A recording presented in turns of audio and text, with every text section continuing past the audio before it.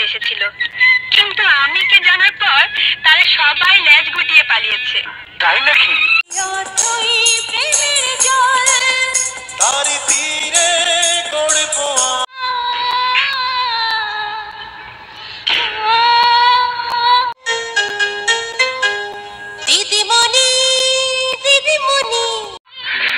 তোমার বাবা বাড়ি ফিরলে শেষ চেষ্টা করে দেখবো।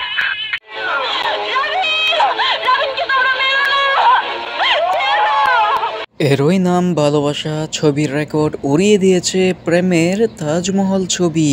এবারে প্রেমের তাজমহল ছবিটি ৯৭ লাখ টাকা ব্যয় করে সিনেমাটি তৈরি করে, কিন্তু ২০০১ সালে ব্যাপক সাড়া ফেলেছিল।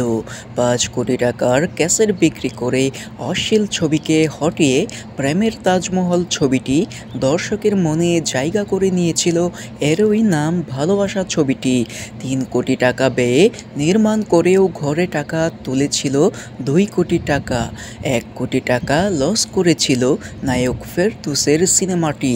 ৯০ দশকের দর্শকেরা সবাই মিলেমিশে একসাথে টিভিতে ছবি দেখতে বসত। এখন সেই আনন্দ মাটি হয়ে গেছে। আগের দিনের নায়ক রিয়াজ, নায়িকা শাবনূর প্রেমের তাজমহল ছবিটিতে হিট করে সারা বিশ্বে বাংলা সিনেমার জায়গা করে নেয় এবং সাথে সাথে সকল সিনেমা ও ছবিগুলো একের পর এক আসতে থাকে।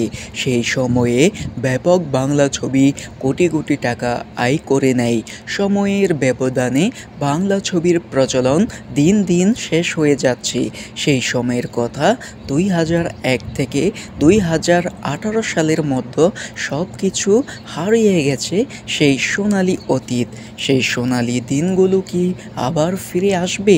নায়ক সুপারস্টার ফেরদৌস এবং নায়ক সুপারস্টার রিয়াজ খানের সেই অতীত ৯০ দশকের সেই সেরা ছবিগুলো এখনও মানুষের হৃদয়ে জায়গা করে নিয়েছে এবং মানুষ এখনও বুঝতে চায়, জানতে চায় আগের দিনগুলো সমাজের সাথে তাল মিলিয়ে চলছিল। এখন সমাজের সাথে একসাথে বসবাস করতে কেউ পারে না।